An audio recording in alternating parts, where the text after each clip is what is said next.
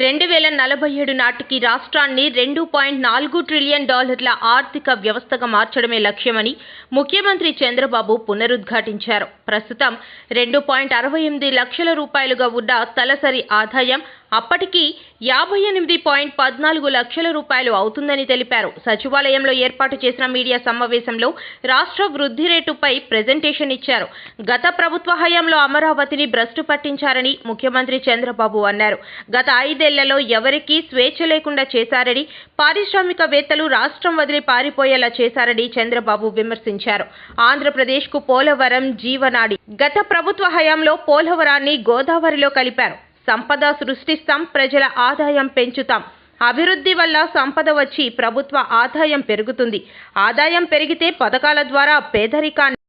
ఈ రాష్ట్రంలో పుట్టి ఇక్కడ ఇండస్ట్రీ పెట్టాలి అని పెట్టిన వాళ్ళు వేరే రాష్ట్రాలకు పారిపోయే పరిస్థితికి వచ్చి తరిమేసే పరిస్థితికి వచ్చారు. ఇలాంటి సోమని సంఘటనలు అవన్నీ పోవడం లేదు. ప్రజలకు ఒక్కసారి గుర్తు చేస్తున్నా. అయితే నేను ఆ రోజు చెప్పింది అప్పటికే 14 సంవత్సరాల అనుభవం ఉంది, చేసినటువంటి చరిత్ర ఉంది, ప్రూఫ్ ఆఫ్ కాన్సెప్ట్ కూడా ఉంది. ఒక ఐటీ ఒక ప్రూఫ్ ఆఫ్ కాన్సెప్ట్. 95లో ప్రారంభించిన ఐటీ ఈరోజు ప్రపంచంలో highest per capita income Telugu వారికి వచ్చే పరిస్థితికి వచ్చింది. హైదరాబాద్ నగరం ఇండియాలో నెంబర్ 1గా తయారై తెలంగాణ రాష్ట్రానికి హైయెస్ట్ పర్ క్యాపిటల్ ఇన్కమ్ చేకూర్చే పరిస్థితికి వచ్చింది. ఇలాంటివి కోకొల్లలు. ఆ అనుభవంతో నేను ఆ రోజు ప్రజలకు ఒకటి చెప్పాను, సంపద సృష్టిస్తాం, ఆదాయాన్ని పెంచుతాం. ఏదైతే సంపద సృష్టించాలంటే అభివృద్ధి జరగాలి, అభివృద్ధి వల్ల సంపద వస్తుంది, సంపద వల్ల ప్రభుత్వానికి ఆదాయం పెరుగుతుంది, ఆదాయం పెరిగితే దాన్ని సంక్షేమ కార్యక్రమాలు పెట్టి నిరంతరం పేదరికం నుంచి పేదవాళ్ళని పైకి తీసుకొచ్చే అవకాశాలు ఉంటాయని చెప్పి నేను చాలా సందర్భాల్లో చెప్పాను. చాలామంది కూడా అన్నారు ఇవన్నీ ఏంటి అవి ఇవన్నీ మాట్లాడారు. నేను నమ్మిన ఆర్థిక సిద్ధాంతం ఇది. నేను ఇప్పుడు కాదు, 95లో నేను ముఖ్యమంత్రి అయ్యాను. 91లో ఆర్థిక సంస్కరణలు వచ్చాయి. అదే సమయంలో 92, 93 ఆ ప్రాంతంలో ఇంటర్నెట్ రెవల్యూషన్ వచ్చింది. ఈ రెండు కూడా ఇమ్మీడియట్గా అడాప్ట్ చేసుకోరు చాలామంది. ఒక పక్క ఆర్థిక సంస్కరణలు తీసుకొచ్చినప్పుడు అందరూ ఆలోచన ఏంటంటే ఆర్థిక సంస్కరణలు చేసింది కూడా inevitable situation, foreign exchange reserves లేవు, ఆర్థిక సంస్కరణ తప్ప వేరే మార్గమే లేదు. బంగారు కూడా తాకట్టు పెట్టిన సందర్భం అది. అప్పుడు తీసుకొచ్చారు. కానీ నేను మనసా వాచా నమ్మాను కాబట్టి నేను ఓనర్షిప్ తీసుకున్నా. నేను మాట్లాడా, సెకండ్ జనరేషన్ రిఫార్మ్స్ని స్టార్ట్ చేశా. అందుకే మీరు చూస్తే ఈరోజు ఇన్ఫ్రాస్ట్రక్చర్ ఆల్ రిఫార్మ్స్ నేను నేరుగా చేశాను, లేకపోతే ఆనాటి ప్రభుత్వం ద్వారా చేయించాను. ఒక పవర్ సెక్టర్ రిఫార్మ్స్ అని తీసుకొచ్చి, అందుకే ఎన్నో సందర్భాలు చెప్పాను, పవర్ సెక్టర్ రిఫార్మ్స్ తీసుకొచ్చి రాష్ట్రానికి వెలుగులు ఇచ్చాను. నేను అధికారాన్ని కోల్పోయాను. దట్ 2004. ఆ రోజు నేను కానీ దాన్ని కాంప్రమైజ్ అయ్యి ఉంటే ఓడిపోయాడు కాదేమో. అది వేరే చరిత్ర. అది విమానాశ్రయాలకి ఓపెన్ స్కై పాలసీ తీసుకొచ్చాను. ఫస్ట్ ఇండియాలో ఓపెన్ స్కై పాలసీలో ఫస్ట్ ఫ్లైట్ ఎమిరేట్స్ దుబాయ్ నుంచి హైదరాబాద్. గ్రీన్ ఫీల్డ్ ఎయిర్పోర్ట్లకు శ్రీకారం చుట్టాం. అది కూడా మీరు చూస్తే first airport Hyderabad green field airport. అదే మరి రోడ్లకు శ్రీకారం చుట్టాం. నేను మలేషియాలో చూస్తే ఆ రోడ్లన్నీ మరుగు ఉన్నాయని వచ్చినప్పుడు వాజ్పేయి గారు చెప్తే ఆయన ఎక్కడి నుంచి వస్తాయి డబ్బులు అంటే, కాదండి మనం పెట్టే డబ్బులు సరిపోతుంది, ఈ విధంగా చేద్దామంటే proof of concept Nellore to Chennai, ఆ తర్వాత గోల్డెన్ క్వాడ్రిలాటరల్. రాష్ట్రంలో సంక్రాంతి సంబరాల ముసుగులో కూటమి నేతలు వేల కోట్ల రూపాయల అక్రమ ఆర్జనతో జేబులు నింపుకున్నారని వైఎస్ఆర్సీపీ నేత పోతిన వెంకట మహేష్ మండిపడ్డారు. సంబరాల పేరుతో కూటమి నేతలు సంపదను సృష్టించుకున్నారని విమర్శించారు. రాష్ట్రంలో ఎప్పుడూ లేని విధంగా ఒక కొత్త విష సంస్కృతికి కూటమి నేతలు తెరతీశారని ఆగ్రహం వ్యక్తం చేశారు. రాష్ట్రంలో మొత్తం 1200 చోట్ల ఏర్పాటు చేసిన కోడి పందాల బరుల్లో మద్యం ఏరులై పారిందని, పేకాట, క్యాసినోలు, అశ్లీల నృత్యాలతో సంక్రాంతి పండుగ పవిత్రత, సంప్రదాయాల అర్థాన్నే పూర్తిగా మార్చేశారని ఆక్షేపించారు. తాడేపల్లి వైఎస్ఆర్సీపీ కేంద్ర కార్యాలయంలో పార్టీ అధికార ప్రతినిధి పోతిన వెంకట మహేష్ మీడియా సమావేశంలో మాట్లాడుతూ క్యాసినో స్థాయికి తీసుకెళ్లిపోయారు. వీళ్ళు ఏ స్థాయికి పోయారంటే ఆఖరికి స్కూళ్ళని సైతం వదలకుండా ప్రభుత్వ పాఠశాలలను కూడా జోద కేంద్రాలుగా మార్చేశారంటే ఈ ప్రభుత్వం ప్రజల దగ్గర నుంచి ఏ విధంగా దోచుకోవాలి, ప్రజల్ని ఎలాగా మభ్యపెట్టాలి అనేటువంటి దుర్మార్గమైనటువంటి ఆలోచనకి నిలువెత్తు నిదర్శనం. రాష్ట్రంలో ఏదో 1-2 చోట్ల జరుగుతుందనుకుంటున్నారు. ఈసారి రాష్ట్రంలో 175 నియోజకవర్గాల్లో కూటమి ప్రభుత్వం బరులు ఏర్పాటు చేశారు, కోడి పందాలు రింగులు ఏర్పాటు చేశారు, పేకాట, కోతముక్క, గుండాట, మద్యం అమ్మకాలు ఇష్టానుసారం ఏర్పాటు చేశారు. రాష్ట్రంలో ఎక్కడైనా సరే కోడి పందాల బరి లేదంటే ఈ 175 ఈసారి అతిశయోక్తి కాదు. ఇలా ఏర్పాటు చేసి రాష్ట్ర వ్యాప్తంగా వేల కోట్ల రూపాయల్ని తెలుగుదేశం, జనసేన, బీజేపీ నాయకులు దోచుకున్నారు ఇష్టానుసారం. ఈ బరులు ఏర్పాటు చేసి కూటమి నాయకులు పెద్ద ఎత్తున అవినీతికి తెరతీసి వేల కోట్ల రూపాయలు సంపాదించారు. వేల కోట్ల రూపాయలు సంపాదించి బరిల్లో ఎవరన్నా చూడాలంటే కూడా టికెట్లు కొట్టి ఈసారి ఎంట్రన్స్ ఫీజు కూడా వసూలు చేసినటువంటి పరిస్థితి. వేల కోట్ల రూపాయలు కూటమి నాయకుల చేతులు మారాయి. క్యాసినో శిబిరాలు వెలిశాయి, మద్యం ఏరులై పారింది, రికార్డు డాన్సులు విచ్చలు విడిగా వేశారు.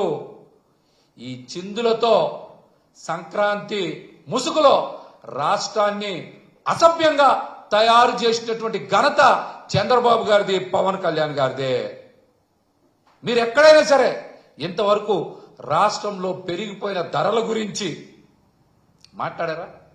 ఇష్టానుసారం పన్నులేయడం, ఛార్జీలు బాదడం, వీటి మీద కదా దృష్టి సారించారు. ఇప్పుడు అదనంగా కొత్తది పండగ ముసుగులో ప్రజల దగ్గర నుంచి దోపిడీ.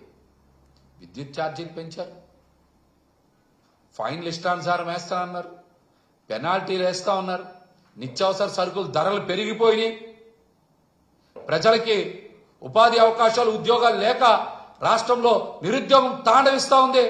వీటి మీద 40 years అనుభవం ఉందని చెప్తున్న చంద్రబాబు నాయుడు గారు మాట్లాడరు, ఉప ముఖ్యమంత్రి పవన్ కళ్యాణ్ గారు మాట్లాడరు. ఏ రోజైనా సరే మీరు జగన్మోహన్ రెడ్డి గారి లాగా ఒక్కసారి మీరు బటన్ నొక్కారా?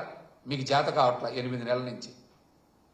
ప్రతిదానికి ఇంతకుముందు నవ్వడం, ఎకిల్ చేష్టలు చేయడం. ఇంతవరకు మీరు అనుభవం ఉందని చెప్తున్నారు కదా పాలనలో చంద్రబాబు నాయుడు గారు, మరి ఒక్కసారి కూడా మీరు బటన్ ఎందుకు లెక్కలేకపోయారు? జగన్మోహన్ రెడ్డి గారు లాగా మీరు నేరుగా లబ్ధిదారుల ఖాతాల్లోకి డబ్బులు ఎందుకు పంపించలేకపోయారు? చెప్పండి. మీరు చేసే నిర్వాహకం వల్లే కదా రాష్ట్రంలో పేద సామాన్య వర్గాల ప్రజలందరూ కూడా పండక్కి దూరం అయ్యారు. జగన్మోహన్ రెడ్డి గారు మహిళల ఖాతాల్లో డబ్బులు ఇచ్చాం, రైతు భరోసా వచ్చేది, అమ్మఒడి వచ్చేది, ఇలాగా అనేక పథకాల ద్వారా ప్రజల యొక్క జీవన ప్రమాణాలను పెంచినటువంటి వ్యక్తి జగన్మోహన్ రెడ్డి గారు. మీరేం చేశారు? ఈ రోజున పండగ ముసులో వ్యసనాల్ని ఈ రాష్ట్ర వ్యాప్తంగా మీరు విస్తృతపరుస్తూ ఉన్నారు. మీరు రాష్ట్ర వ్యాప్తంగా విస్తృతపరుస్తూ ఉన్నారు. మీ అందరూ తెలుసుకోవాలి ఒకటి, ఈ రాష్ట్రంలో కొత్త నినాదం ఇచ్చింది కూటమి ప్రభుత్వం వచ్చాక. తాగు తిను ఉర్రొతలోగు, ఇదే కూటమి ప్రభుత్వ నినాదం, కొత్త నినాదం. తాగు తిను ఉర్రొతలోగు, మీ ఇష్టం వెచ్చలు విడిగా చేసుకోమని కొత్త నినాదం ఇచ్చింది కూటమి. అప్పటికప్పుడు హడావిడిగా మన సిబ్బందిని, మన పార్టీ నాయకుల్ని పంపించి ఇది వాస్తవా కాదా తెలుసుకుని, వాస్తవం తేలినాక మీడియా మిత్రులతో కూడా మాట్లాడి సమాచారం తెప్పించుకుని, అది ఆత్మహత్య నమోదైనా కూడా ప్రభుత్వం నుంచి ఆ కుటుంబానికి డబ్బు అందించలేదు గతంలో. కానీ కేవలం 5-6 గంటల్లోనే ఆ కుటుంబాన్ని మనం చింతలపూడికి తీసుకొచ్చి పవన్ కళ్యాణ్ గారి చేతుల మీదుగా ₹1,00,000 ఆర్థిక సాయం ఆ రోజు ఆ కుటుంబానికి అందించాం. ఆ విధంగా మనం నిలబడ్డాం. పార్టీలో ఏ కార్యక్రమం చేసినా కూడా మనం ఆశ్చర్యకరమైన విషయం ఏంటంటే, పవన్ కళ్యాణ్ గారు ఇచ్చిన 5 కోట్ల రూపాయలతోటి రాష్ట్ర వ్యాప్తంగా, ప్రపంచవ్యాప్తంగా మన జనసేన పార్టీకి సంబంధించిన నాయకులు, ఇతర దేశాల్లో నివసిస్తున్న మన ఎన్ఆర్ఐలు అందరూ కూడా వచ్చి స్వచ్ఛందంగా మనకి లక్షల రూపాయల్లో విరాళాలు ఇచ్చి దాదాపు 1,400 రైతులకి రాష్ట్ర వ్యాప్తంగా మనం ₹1,00,000 చొప్పున అందించగలిగాం. అటువంటి కార్యక్రమాలు చేసుకుంటూ మనం ముందుకు వస్తున్న తరుణంలో మీరందరూ చూశారు, ఎన్నికలప్పుడు, స్థానిక సంస్థలప్పుడు ఆ రోజున ఎన్నికలకి దూరం ఉందాం అని ఈ రోజున్న ప్రధాన పార్టీలు ఆలోచించినా కూడా లేదు, ప్రజాస్వామ్యాన్ని రక్షించాలి, ప్రభుత్వాన్ని మనం ప్రశ్నించాలి, ఎన్నికలు వాళ్ళందరూ కూడా ఏకగ్రీవంగా జరిగిపోవాలనే తపనతోటి ముఖ్యమంత్రి గారు దౌర్జన్యంగా ప్రవర్తిస్తున్నాడనే ఆలోచనతోటి ఆ రోజు పవన్ కళ్యాణ్ గారు మన వీర మహిళల్ని, మన యువతని మీరు ధైర్యంగా నామినేషన్లు వేయండి, 10 ఓట్లు వచ్చినా 50 ఓట్లు వచ్చినా దాన్ని పట్టించుకోబాకండి, కానీ ప్రజాస్వామ్యబద్ధంగా ఎన్నికలు జరగాలి, దానికి మీరందరూ కూడా నిలబడండి అని చెప్తే ప్రతి ఎంపీటీసీను, ప్రతి సర్పంచ్, ప్రతి వార్డు మెంబర్ కూడా రాష్ట్ర వ్యాప్తంగా మన జనసేన పార్టీ నుంచి ఆ రోజు అద్భుతంగా మన వాళ్ళు నిలబడ్డారు. చాలామంది ఆ రోజున ఎంపీటీసీలుగా గెలిచారు, సర్పంచ్లుగా గెలిచారు. మహిళలు కొంతమంది అయితే వాళ్ళకి ప్రభుత్వ ఉద్యోగాలు ఉన్నా కూడా రాజీనామా చేసి వచ్చి నిలబడి పార్టీ తరఫున ఆ రోజున నిలబడ్డారు. అటువంటి స్ఫూర్తిదాయకమైన నాయకత్వం మన దగ్గర ఉంది. ఈ రోజున మనందరం కూడా ఎంతో జాగ్రత్తగా వ్యవహరించాలి. ఎందుకంటే కూటమి ప్రభుత్వంలో మన బాధ్యతలు ఒక పట్టుదలతోటి మనం ముందుకు తీసుకెళ్ళాలి. ఎంతో నష్టం జరిగింది మన రాష్ట్రానికి. 5 సంవత్సరాల్లో అంధకారంలోకి నెట్టేశారు. ఎక్కడున్నాం మన ఆంధ్రప్రదేశ్ అనే ప్రశ్న ప్రతి ఒక్కరూ అడిగే ఆలోచన. ఏమైపోయింది మనం చెప్పండి. ప్రధానమైన మన నగరాలు ఏలూరు కానివ్వండి, విజయవాడ కానివ్వండి, గుంటూరు కానివ్వండి, ఏవి కూడా అభివృద్ధి చెందలేదు. ఎక్కడ అభివృద్ధి చూపించగలిగే పరిస్థితి లేదు. ఒక్క పరిశ్రమ రాలేదు, ఉద్యోగ అవకాశాలు లేవు. అమరావతి లాంటి రాజధానిని వదిలేశారు. పోలవరం ప్రాజెక్టు ఏమైపోయింది చెప్పండి. మనందరికీ జీవనాడి అని చెప్పి భావించి ఒక నమ్మకంతో పోలవరం ప్రాజెక్ట్ని ఆ రోజు విభజన చట్టంలో పెట్టినప్పుడు విభజన చట్టంలో ఉన్న హామీని కూడా వైఎస్ఆర్సీపీ ప్రభుత్వం జగన్మోహన్ రెడ్డి గారి నాయకత్వంలో పూర్తి స్థాయిలో విస్మరించింది. ఆలోచించండి, ప్రభుత్వంలో మనం ఈరోజు ఉన్నందుకు ఎందుకు ఆ మాట అంటున్నానంటే, ప్రతి అడుగు కూడా మనం జాగ్రత్తగా వెయ్యాలి.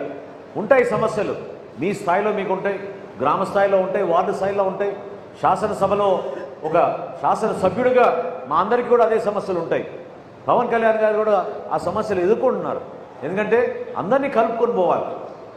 భిన్నాభిప్రాయాలు ఉంటాయి, ఎవరి మనస్తత్వాలు వాళ్ళకు ఉంటాయి, రకరకాల ఆలోచనలు ఉన్నప్పుడు మన అందరం కూడా ఆలోచించింది ఒకటే, స్వార్థం కోసం కాదు మనం చేసింది ఈ ప్రయాణం, మన రాష్ట్రం కోసం, మన ప్రజల కోసం, మన దేశం కోసం. దానికే మనం జనసేన పార్టీ నుంచి అంకిత భావంతో ఈ కూటమిలో బలంగా నిలబడి పార్టీని, ప్రభుత్వాన్ని ముందుకు తీసుకెళ్లాల్సిన అవసరం, బాధ్యత మన అందరిపైన ఉంది.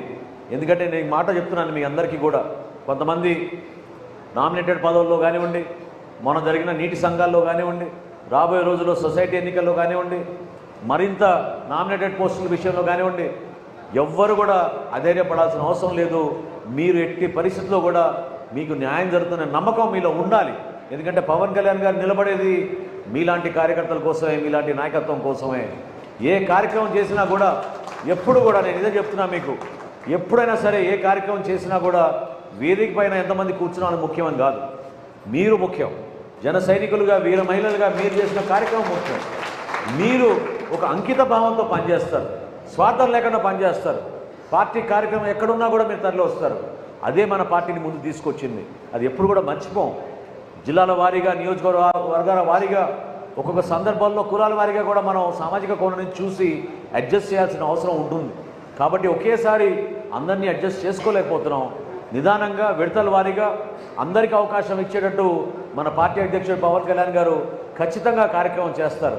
ఈ రోజున ఆయన ఎంత ఆదర్శవంతంగా ఉన్నారో మీరు చూడండి. గతంలో గ్రామ సభలు ఎప్పుడైనా నిర్వహించారా? పంచాయతీ నిధులు ఎప్పుడైనా ప్రభుత్వం నిజాయితీగా వాళ్ళ గ్రామ అభివృద్ధి కోసం వాడిందా చెప్పండి. 5 సంవత్సరాలు దారి మళ్ళించారు. నిధులు